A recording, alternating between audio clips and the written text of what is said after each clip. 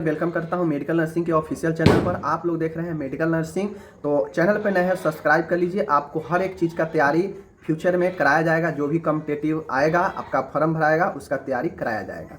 चलिए आज की इस वीडियो में मैं बताऊंगा कि जो नए नियमावली बना है उसमें गजट जो है आ चुका है, बिहार गजट आ चुका है, जिसमें बताया गया है कि कितने मार्क्स के रिटन एग्जाम होंगे, कितने जो है आपके एक्सपीरियंस मिलेंगे। ये सारे चीज़ दिए गए हैं। एक्सपीरियंस के मार्क्स प्लस रिटन एग्जाम, ये दो चीज़ों पर जो है आपका बहाली कंप्लीट होने वाला है।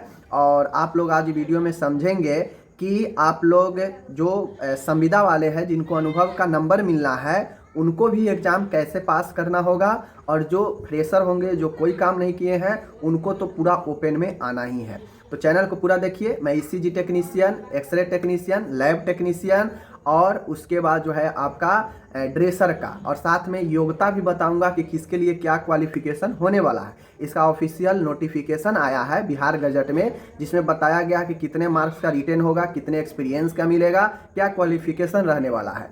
तो वह मैं डाल दूंगा वेबसाइट पर ऑफिशियल, वह जाकर आप देख सकते हैं। बट अभी वीडियो के माध्यम से मैं आपको बता देता हूं। चलिए शुरू।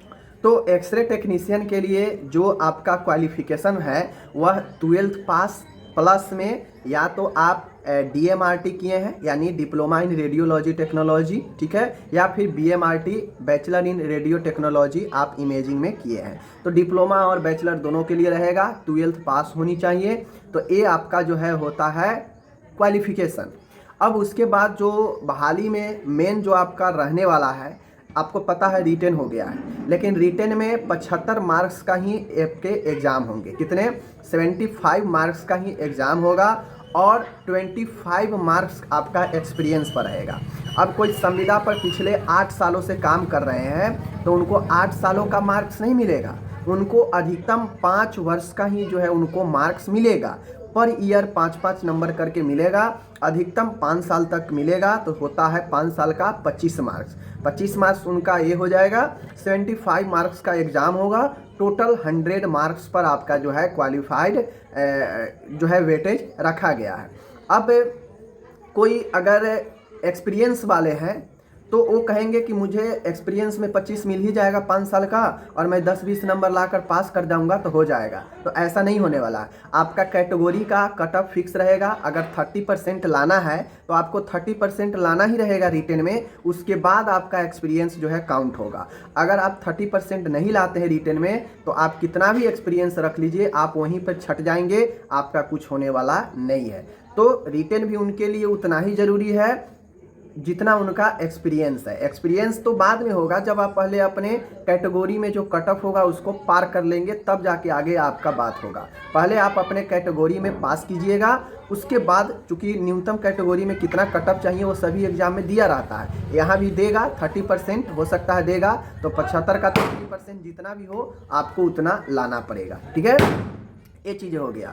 अब इसी प्रकार से हम बात करें लैब टेक्नीशियन का, तो लैब टेक्नीशियन में भी कुछ इसी प्रकार। लैब टेक्नीशियन की बात किया जाए तो लैब टेक्नीशियन में क्या है कि वही है, डिप्लोमा बैचलर है, आप लोग फॉर्म के लिए एलिजिबल होंगे। बट आप लोग को वही सिस्टम है कि लैब टेक्नीशियन के लिए भी 75 प्लस 25, ठीक है, यानी 75 आपके मिलेंगे रिटन के बेसिस पर। उसमें से आप जितना लाइए, और प्लस 25 रहेगा आपके एक्सपीरियंस के लिए। आप पर ईयर 5-5 नंबर करके अधिकतम 5 सालों तक का ये चीज़ें मिलने वाला है। तो वहाँ भी सेम कंडीशन, DMLT या BMLT के साथ में आपको 12th पास तो रहेंगे ही। उसके बाद आपको 75 मार्क्स रिटेन होगा। 25 मार्क्स उनको जो संविदा पर है, जिनको मार्क्स मिलेंगे अनुभव का, तो उनको ये भी 100 है, ठीक है।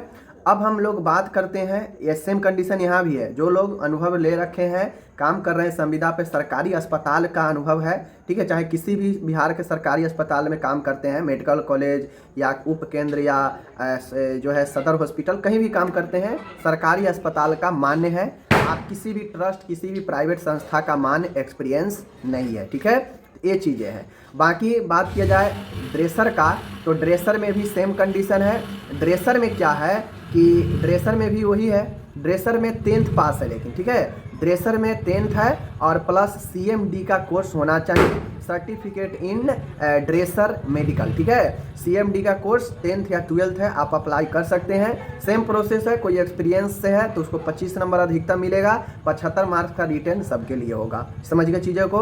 इसी प्रकार से ECG टेक्नीशियन के लिए है, सेम है, उनको भी सेम है। आप डिप्लोमा कीजिए या बैचलर कीजिए, साथ में आपको जो है 75 और 25 यानी 75 रिटर्न 25 एक्सपीरियंस पर मिलेगा। कुल 100 मार्क्स के एग्जाम होंगे। तो ये रहा मिनिमम जो एज होने वाला है इन सब के लिए अप्लाई के लिए, वो 18 वर्ष होने वाला है। अधिकतम वह सेट किया जाएगा जब ऑफिशियल जॉब का जो नोटिफिकेशन होता है वो आएगा, तो वहाँ पे अधिकतम देगा। अधिकतम आप लोग 40-42 मान के चल सकते हैं, यही देने वाला है। तो ये रहा ECG, lab technician, X-ray technician, dresser का जो बिहार गजट में क्वालिफिकेशन बताया गया है, कितने का अनुभव मिलेगा, कितने का रिटर्न होगा, ये चीज़ें बताया गया है। इसका अभी जो है क्या बोल रहे हैं, उसका जो ऑफिशियल जो नोटिफिकेशन जॉब का होता है उसमें विस्तृत से बताया जाएगा कि क्या सिलेबस रहने वाला है, क्या अधिकतम उम्र सीमा, सारा चीज़ बताया जाएगा। धीरे धीरे उस सब का जो है बहाली आने वाला है, तो आप लोग तैयारी में लग जाइए। सबका रिटर्न होगा, चाहे आप संविदा वाले हैं, फ्रेशर वाले हैं, मेहनत उतना ही करना पड़ेगा। जब तक आप अपने मिनिमम जो कैटेगरी का कट ऑफ मार्क तय किया जाता है, अगर वो पास नहीं करेंगे, कितना भी दिन से आप किसी सरकारी अस्पताल में काम कर रहे हैं, आपको जॉब नहीं होने वाला है। तो पहले तो आप अपने कैटेगरी के मिनिमम कट ऑफ को पार कीजिएगा, देन उसके बाद आपका जो एक्सपीरियंस का है वो ऐड होगा, तब जाके नंबर आपका आगे बढ़ेगा। जो फ्रेशर कैंडिडेट है उनको तो बहुत ज़्यादा मेहनत करने की ज़रूरत है, और टोटली वह अपने पढ़ाई पर ही डिपेंड रहेंगे, उनको अनुभव का कुछ नहीं मिलने वाला है, ठीक है। मैं बता देता हूं कि 1 साल भी अगर कोई सरकारी में काम किया है तो उसको 5 नंबर मिल जाएगा। अधिकतम 5 सालों तक ही मिल सकता है। अगर 1 साल का भी है तो आपको 5 नंबर मिल जाएगा, 2 साल का भी है तो 10 नंबर मिल जाएगा। वैलिड सर्टिफिकेट जहां काम किए हैं वहां के, अगर जिला में काम कर रहे हैं तो सिविल सर्जन से, मेडिकल कॉलेज में काम कर रहे हैं तो आपके अधीक्षक होते हैं, ठीक है, यहाँ से आपको मिलेगा। या मेडिकल कॉलेज में अगर काम कर रहे हैं तो वहाँ के प्रिंसिपल होते हैं। या किसी भी सरकारी अस्पताल में आप काम कर रहे हैं, किसी भी सरकारी संस्थान में अगर कोई लैब टेक्नीशियन के रूप में काम कर रहे हैं, तो उनको, चूँकि बहुत सारे ऐसे होते हैं संस्थान जहाँ पे लैब टेक्नीशियन को रखा जाता है रिसर्च वगैरह में, अदर डिपार्टमेंट में भी, तो उन लोगों को भी मिलेगा। समझ गए चीज़ों को। तो ये चीज़ें हैं, मैंने बता दिया डिटेल से। अब आपकी मन है क्या करना है, पढ़ाई करना है या ऐसे ही टाइम पास करना है। ओके, धन्यवाद।